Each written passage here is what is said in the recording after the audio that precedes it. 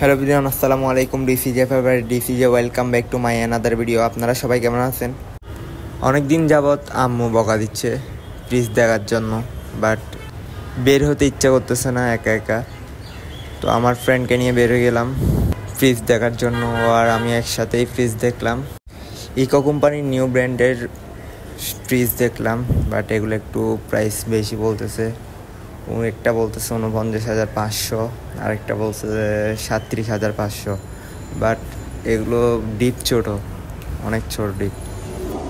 ফ্রিজের উপরে অনেক ডিজাইন সুন্দর আছে, বাট ভিতরের ডিপগুলো ছোট ছোট, এগুলো ভালো লাগতেছে না। এরপর আমরা চলে গেলাম হাইনেন্সেরগুলো একটু ডিপ ছোট, নর্মাল অনেক বড়, এগুলো ভালো লাগতেছে না।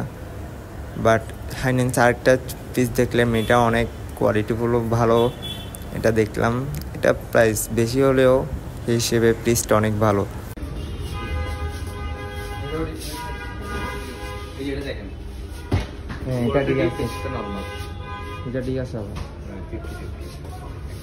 এটা প্রাইস হলো 52,500 টাকা বলছে।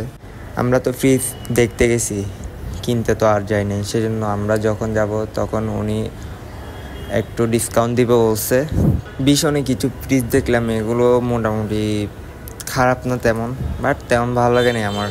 এমনি উপরগুলো ডিজাইনগুলো আমার ভালো লাগে না, সেজন্য এগুলো তেমন নিব না।